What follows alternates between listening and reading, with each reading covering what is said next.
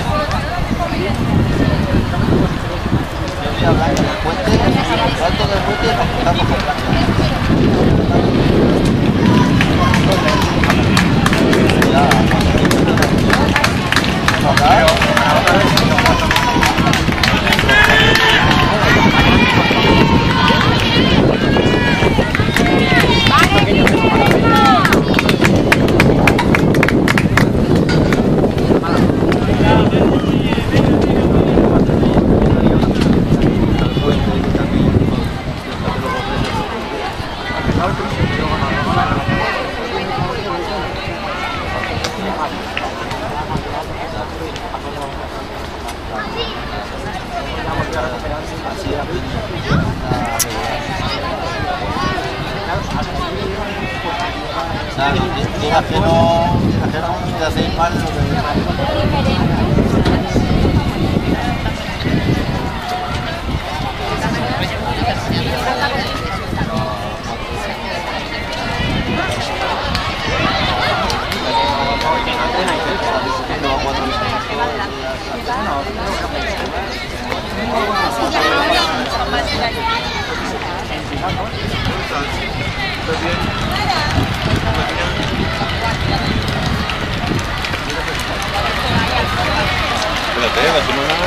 Encabeza el atleta del Garbí, Adrián Martínez, a falta de la última vuelta de la prueba.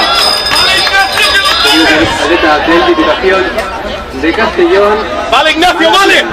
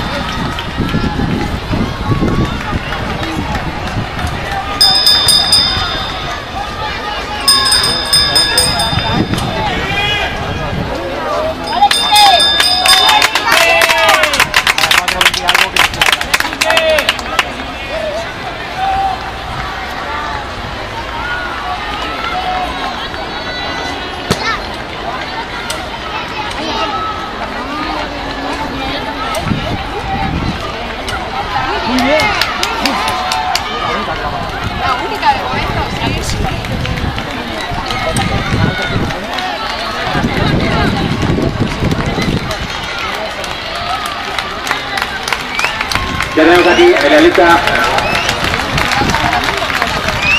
del Club de Correr del Garbí, Adrián Martínez, ganador oficioso de la prueba de 2000 metros obstáculos, seguido del atleta de Diputación de Castellón, Mar Albiol. Tercer lugar para el atleta del Club de Atletismo Ignacio Pérez.